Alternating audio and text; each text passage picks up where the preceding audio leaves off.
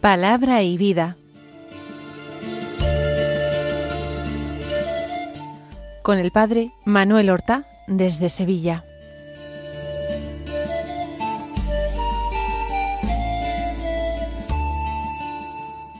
En el nombre del Padre, y del Hijo, y del Espíritu Santo. Amén. Alabados sean Jesús y María. Muy buenos días, queridos amigos, oyentes de Radio María y seguidores del programa Palabra y Vida. Hoy es el 27 de diciembre. Hace solamente 2 días celebrábamos la solemnidad de la Natividad de nuestro Señor Jesucristo. Hoy la fiesta del apóstol y evangelista San Juan. ¿Qué podemos decir de él que no esté dicho ya a lo largo de estos programas, cuando nosotros escuchamos tantas veces el Evangelio de San Juan, también sus cartas, el Apocalipsis? Era hermano de Santiago, hijos de Zebedeo, uno de los discípulos preferidos de Jesús, a quien en el cuarto Evangelio se le da el nombre de discípulo amado. Junto con su hermano Santiago y con Simón Pedro, son testigos privilegiados de la transfiguración de Jesús en el monte Tabor, de la resurrección de la hija de Jairo, el archisinagogo, y de la dolorosa oración de Jesús en el huerto de los olivos. Este Juan parece que es quien reclinó la cabeza sobre el pecho del Señor en la última cena, y Jesús le encomendó, muriendo, agonizando en la cruz, el cuidado de su madre. Mujer, ahí tienes a tu hijo, le dijo a María, y le mostró a Juan que estaba junto a ella, y a Juan le dijo, ahí tienes a tu madre. Y a partir de aquel momento el discípulo amado, la recibió en su casa. Parece ser que este Juan, el hijo de Zebedeo, es el autor del cuarto Evangelio, es el mismo que el discípulo amado, el autor de 3 cartas del Nuevo Testamento y del Apocalipsis. Según la tradición, vivió algún tiempo con María en Éfeso. Luego fue desterrado en la isla de Patmos, en una de las primeras persecuciones contra los cristianos. Siendo ya de edad muy avanzada, murió siendo el último apóstol en dejar este mundo. Hoy las lecturas de la misa son precisamente de Juan. La primera lectura es de la primera carta del apóstol San Juan, y el Evangelio es también de San Juan, concretamente del capítulo 20, los versículos 2 al 8, que dicen así: el primer día de la semana, María Magdalena echó a correr y fue donde estaba Simón Pedro y el otro discípulo a quien tanto quería Jesús, y les dijo: se han llevado del sepulcro al Señor y no sabemos dónde lo han puesto. Salieron Pedro y el otro discípulo camino del sepulcro. Los dos corrían juntos, pero el otro discípulo corría más que Pedro. Se adelantó y llegó primero al sepulcro, y asomándose vio las vendas en el suelo, pero no entró.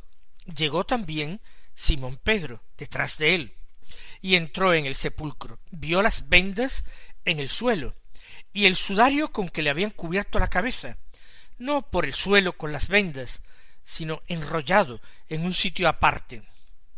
Entonces entró también el otro discípulo, el que había llegado primero al sepulcro. Vio y creyó. Ha narrado el cuarto Evangelio la visita que la madrugada del domingo de Pascua realizó María Magdalena al sepulcro de Jesús. Es la mañana del domingo, muy temprano, antes de amanecer. En el cuarto Evangelio, esta mujer, María Magdalena, aparece perfectamente destacada. En los otros evangelios va junto con otras mujeres para ungir el cuerpo de Jesús, y van pensando quién removerá la piedra del sepulcro. Pero en este cuarto evangelio no se dice el motivo de la visita, no se habla de la preocupación por remover la piedra del sepulcro, e incluso no es un grupo de mujeres, sino esta extraordinaria mujer que va sola al sepulcro.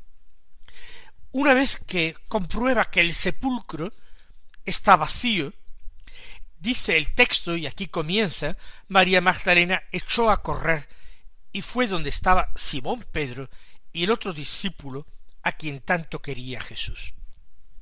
Hagamos algunas observaciones, porque se pueden sacar ya conclusiones de este texto. Para María Magdalena, la referencia inmediata a quien hay que ir a transmitir todas las noticias referentes a Jesús es Simón Pedro. Y Simón Pedro está junto a ese discípulo a quien tanto quería Jesús. En la Iglesia, todo tipo de comunicaciones del Señor, todo tipo de riquezas espirituales, han de ser referidas y confirmadas por quien tiene en la Iglesia la misión de confirmar en la fe a sus hermanos. María Magdalena inmediatamente comparte esto que ella ha encontrado. Al principio le parece algo totalmente negativo que se hayan llevado el cuerpo del Señor, puesto que todavía ella no cree en la resurrección. Ella cree en Jesús y ama a Jesús, pero la luz de Pascua no ha inundado todavía su espíritu, y por eso en la resurrección todavía no cree. Le parece algo demasiado hermoso, demasiado feliz para poder ser creído. Nuestro espíritu, el espíritu humano, siempre encuentra más facilidad para creer en lo doloroso y negativo que no en lo positivo. Así pues, Simón Pedro es el que tiene que confirmar a sus hermanos, y es el primero que debe ser informado del hecho del sepulcro vacío. Pero junto a Simón Pedro está el discípulo a quien Jesús tanto quería. Está Juan. Después de la pasión, muerte y sepultura de Jesús, no se han separado. Cierto que sólo el discípulo amado estuvo en el Calvario, sólo él estuvo junto a María, la Madre del Señor, sólo él fue uno de los que, en compañía de aquellos varones, José de Arimatea y Nicodemo, participaron en la sepultura del Señor, en el descendimiento de su cuerpo de la cruz. Pero él no se ha olvidado de Simón Pedro, no viene a reprocharle ni su cobardía ni sus negaciones. Juan encuentra también refugio y confirmación junto a Simón Pedro. Quizás Juan testimonie a Simón Pedro todo lo que ha visto, todo lo que ha contemplado, el encargo que ha recibido del Maestro estando en la cruz.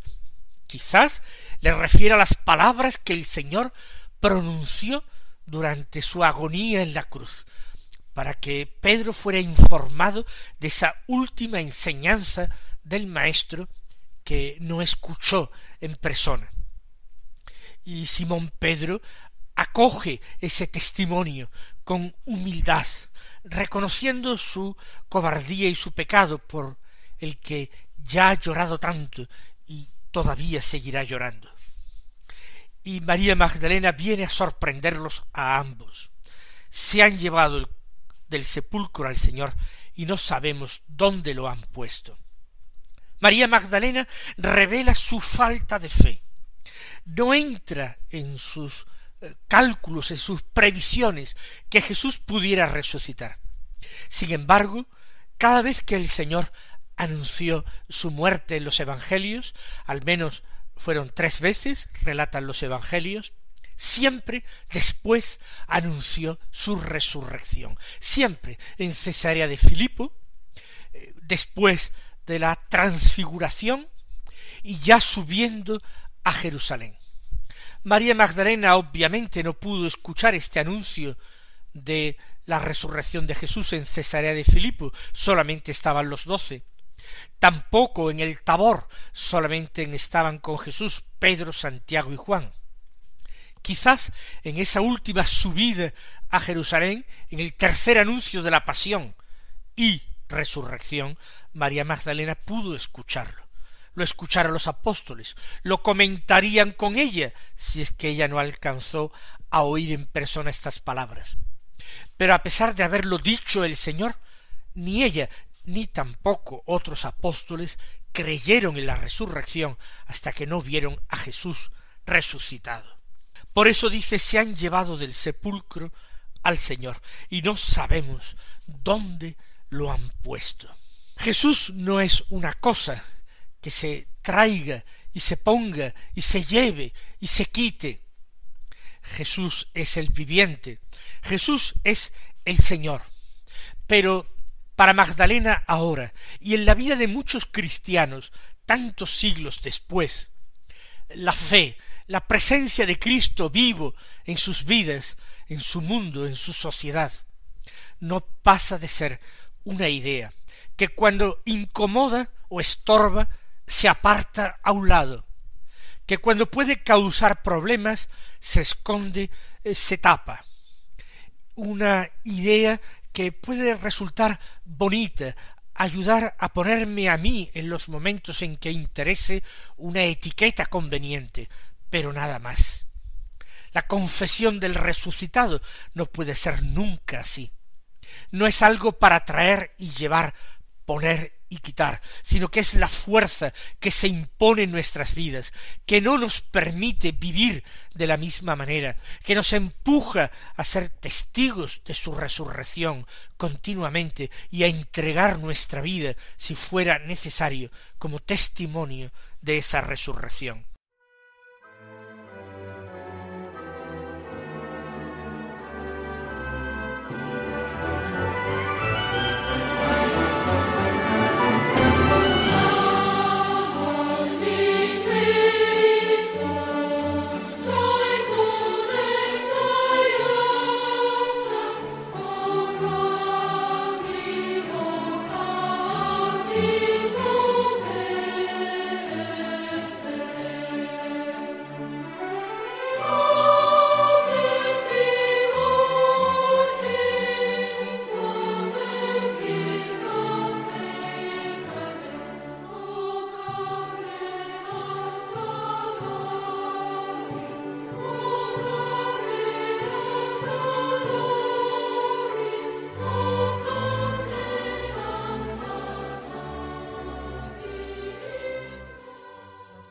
Ante estas palabras de Magdalena, dice el Evangelio, salieron Pedro y el otro discípulo camino del sepulcro.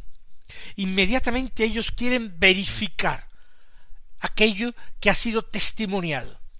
Está a su alcance el hacerlo. Ellos necesitan estar ahí para poder también comunicar la noticia a otras personas.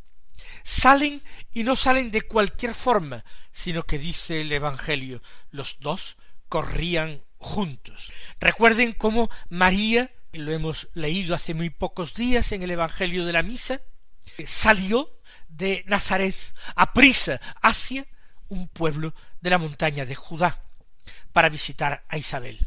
Deprisa, no se puede seguir al Señor, lo he dicho en más de una ocasión, arrastrando los pies. Lo que estamos nosotros tratando, lo que estamos contemplando, es lo más importante y decisivo en la vida de cualquier hombre. Hay que apresurarse, y ellos corren, pero el otro discípulo, el discípulo amado, corría más que Pedro. Aquí hay que ver simplemente la constatación de que Juan seguramente era el más joven de los apóstoles. Así lo ha dejado siempre consignado la tradición cristiana. Más aún, se le venera también como el apóstol virgen. No sería extraño si en el momento del seguimiento del Señor fuera muy joven y no hubiera contraído matrimonio. De Pedro sabemos que era un hombre casado, Se habla de su suegra, aunque no se hable de su esposa en el Evangelio. Pero de Juan no. Es quizás más joven, por eso corre más deprisa. También en la Iglesia puede darse el caso de que como hay muchos carismas, como la Iglesia es un cuerpo que tiene muchos miembros, y no todos los miembros tienen la misma función, no todos desempeñan el mismo oficio, hay en la Iglesia quienes principalmente contemplan, van por delante de sus hermanos a la experiencia de Cristo vivo. No desean sino ver, no anhelan ardientemente sino experimentar. Es esta porción de la Iglesia contemplativa, porción excelente en la casa de Dios, que es la Iglesia. Así este apóstol contemplativo, que es Juan, corre y llega el primero, porque el camino de la fe es el camino más corto para llegar a Dios. Hay otros caminos también, el camino del estudio de las Sagradas Escrituras, el camino de la teología, que usa las herramientas de la razón humana para llegar a la verdad. Pero aun existiendo esos caminos, que es bueno que utilice Pedro, siempre el apóstol contemplativo llegará antes, porque la fe nos lleva en un vuelo a gustar y a amar lo que la razón tarda mucho más en encontrar. Asomándose, el discípulo amado vio las vendas en el suelo, pero no entró. ¿Por qué no entró? Porque guarda la primacía de Simón Pedro.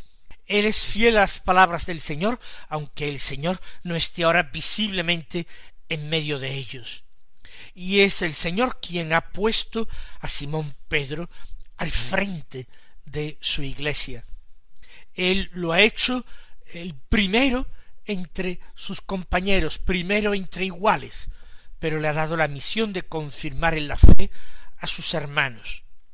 Y entonces, por respeto, no quiere ser él el primer testigo inmediato, sino que se detiene a la puerta, mira y aguarda, mira y espera con total respeto y amor a la llegada de Simón Pedro. Simón Pedro es más lento, pero sin embargo no duda en entrar. Llegó detrás de él, pero entró en el sepulcro. Y como Juan ha visto desde la entrada del sepulcro, Pedro ve desde dentro del sepulcro las vendas en el suelo, y también el sudario con que le habían cubierto la cabeza, no por el suelo con las vendas, sino enrollado en un sitio aparte. Hay personas que estudian esto que aconteció la mañana de Pascua, y esta atención que presta el cuarto evangelio a los lienzos sepulcrales, y trata de sacar algunas conclusiones, como que el cuerpo del Señor se esfumó, se desvaneció en el momento de la resurrección, y el sudario quedó más que enrollado, utilizando otra traducción del griego original, quedó como aplastado. No fue quitado de su rostro el sudario que envolvía su cabeza, sino que la cabeza desapareció debajo de este sudario, y el sudario quedó aplastado. No estaba por el suelo con las vendas, sino que estaba en un sitio aparte.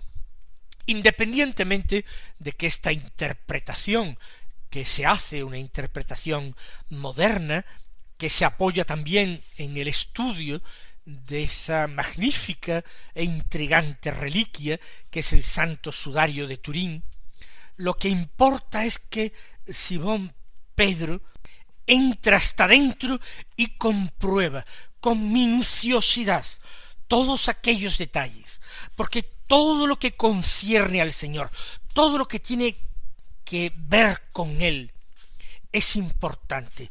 Todo ello merece ser conservado y transmitido. Cuando Simón Pedro comprueba estas cosas, entonces entró también el otro discípulo. Entró también el discípulo amado, entró Juan, el que había llegado primero al sepulcro. Podría haber entrado el primero, pero no quiso hacerlo. La fe no se compadece con la impaciencia. Siempre es humilde, siempre acepta ceder el primer puesto. Él entra y es el que había llegado primero. Las palabras de Jesús todavía resuenan en su corazón. El que quiera ser primero entre vosotros, que sea el último entre vosotros, el servidor de todos. El que aspire al primer puesto, que busque más bien el puesto de esclavo. Por eso Juan, fiel a la palabra de su Señor, no ha querido atribuirse ningún mérito, ninguna primacía. Entró el que había llegado primero al sepulcro después. Y añade, seguramente él mismo vio y creyó. Las cosas las había visto desde la entrada del sepulcro, pero no se nos dice en ese momento que hubiera creído todavía.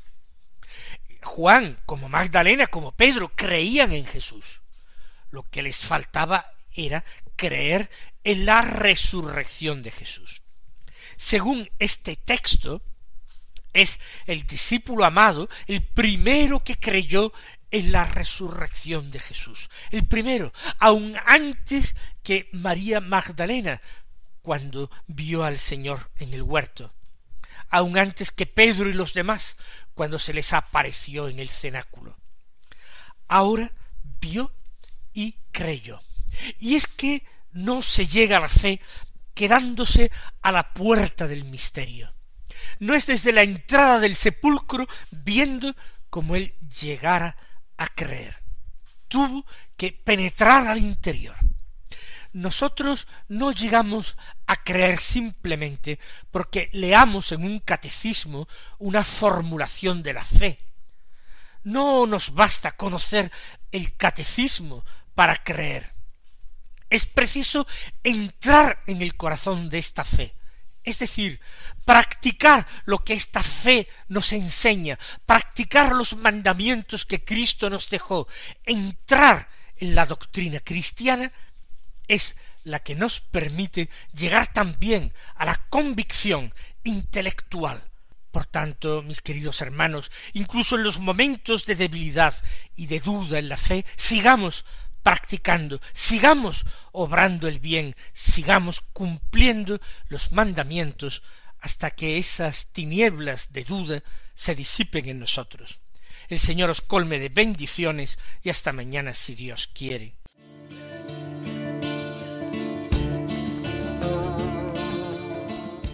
Han escuchado en Radio María Palabra y Vida, un programa que dirige el Padre Manuel Horta.